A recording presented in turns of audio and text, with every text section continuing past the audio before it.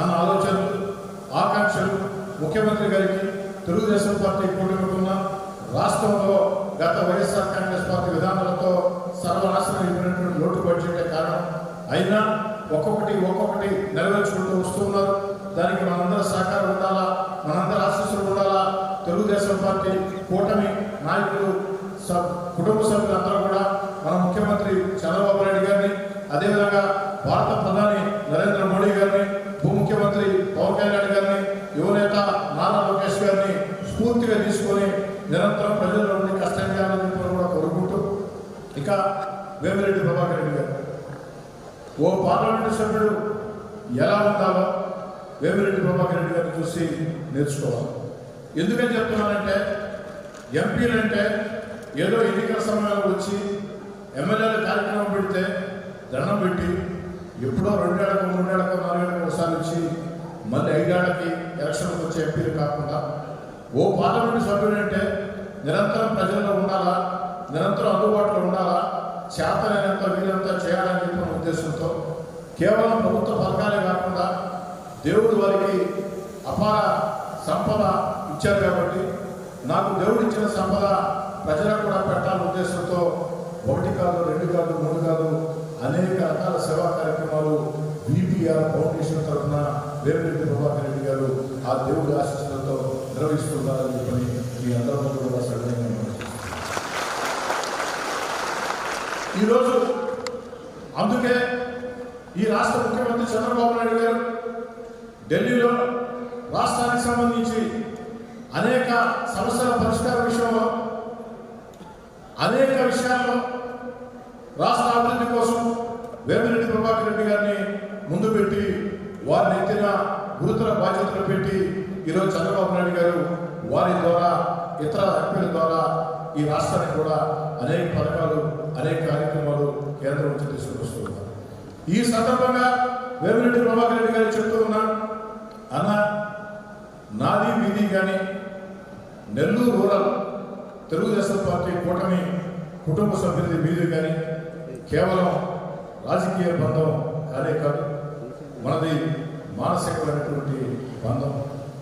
Nellore rural నియోజకవర్గం ఎప్పుడు కూడా ఏదైతే మీ ఇల్లు నెల్లూరు రూరల్ నియోజకవర్గంలో ఉందో, ఏదైతే మీ యొక్క వీపీఆర్ కళ్యాణ మండపం నెల్లూరు రూరల్ నియోజకవర్గంలో ఉందో, నెల్లూరు రూరల్ తెలుగుదేశం పార్టీ కూటమి కూడా మీకు ఇంటి లాంటిది, మీకు సొంత ఇంటి లాంటిది. నెల్లూరు రూరల్లో ఉండే ప్రతి తెలుగుదేశం పార్టీ కూటమి కుటుంబ సభ్యులు మిమ్మల్ని ఎంపీగా కట్టే కూడా ఒక కుటుంబానికి పెద్దన్నగా మీతో అన్ని రకాల కూడా ప్రయాణం చేసేదానికి సిద్ధంగా ఉన్నారు.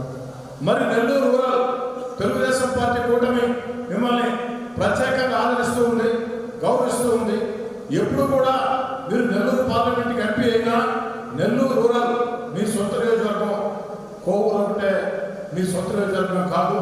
కోవూరు, నెల్లూరు రూరల్ రెండు కూడా 2 కళ్ళలాగా మీరు భావించాలని చెప్పి కూడా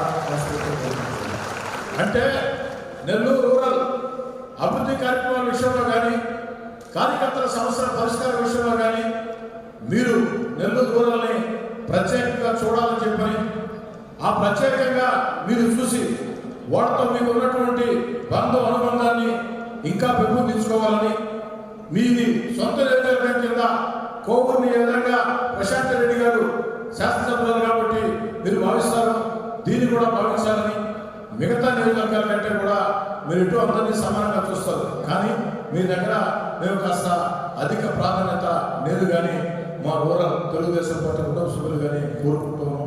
ఆ హక్కు మాకు ఉంది.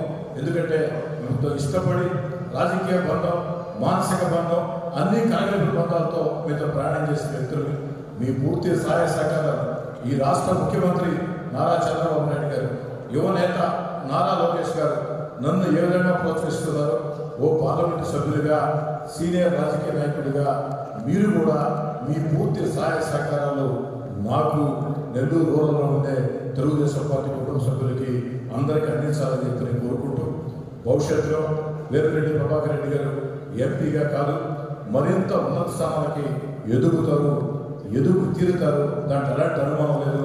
ఆ సంపూర్ణమైనటువంటి ఆ విశ్వాసం నాకుంది. ఆ ఆ దేవుడి దయ మీకుంది, ప్రజల ఆశీస్సులు మీకున్నాయి.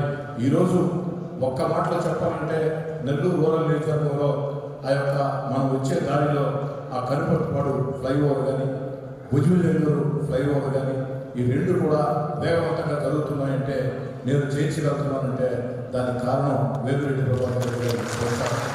ఇదే కాదు, ఏదైతే railway under bridge Bhaktavatsala Nagar Kondayipalem gate వద్ద రైల్వే అండర్ బ్రిడ్జి 70-80 వేల మంది ప్రజలకి సంబంధించిన సమస్య, దశాబ్దాల కళ.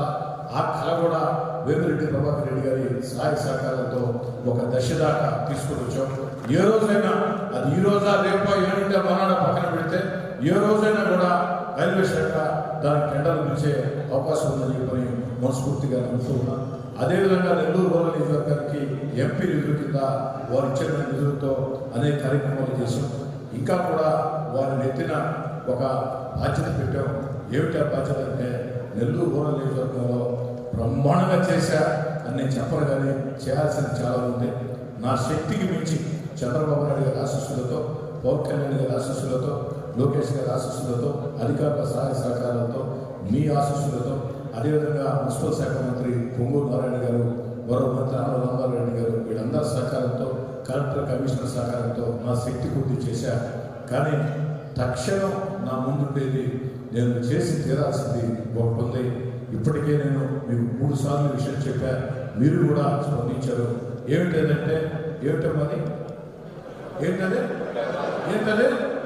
ఏంటమ్మా పొట్టేపాడం కలుసు ములుమూడి కలుసుల మీద పిచ్చి పొట్టేపాడం వీటి కోసం ప్రభాకర్ రెడ్డి గారు కూడా ప్రయత్నించారు. ముఖ్యమంత్రి గారి దృష్టిలో కూడా పెట్టారు. కాస్త సమయం తీసుకొని చేస్తానని కూడా మాటిచ్చారు. కానీ సమయం తీసుకొని చేస్తా అనే దానికంటే కూడా నేను ఎప్పుడు సంతోషపడతానంటే ఆ జీవో వచ్చేది కాగితం వస్తే ఆ రోజే పని లేక దానికి విపిఆర్ అన్న పూర్తి బాధ్యత తీసుకోవాలని చెప్పి కోరుకుంటూ మీ అందరి వద్ద సాధారణ ప్రియతమ నాయకులు మన ఎంపీ వేమిరెడ్డి ప్రభాకర్ రెడ్డి గారు ఇప్పుడు బీజేపీ నాయకులు ఈశ్వరన్న మాట్లాడవలసిందిగా కోరుతున్నాం.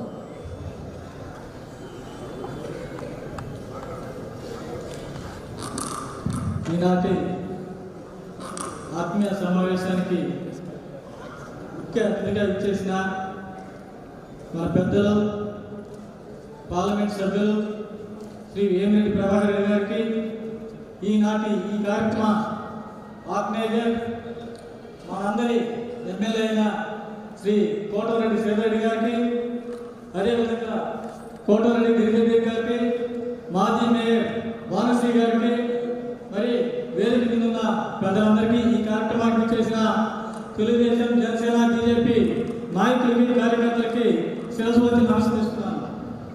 సోదరులారా, సంవత్సరం అయిపోయింది. ఎన్డీఏ పరిపాలన ఆంధ్ర రాష్ట్రంలో వచ్చింది. మన జగన్మోహన్ రెడ్డి గారు ఎన్నిపోటు కనుక ఆయన ఈరోజు ప్రకటించి ఒక రౌడీ షీటర్ని, పోలీసులు కొట్టిన గోడాలని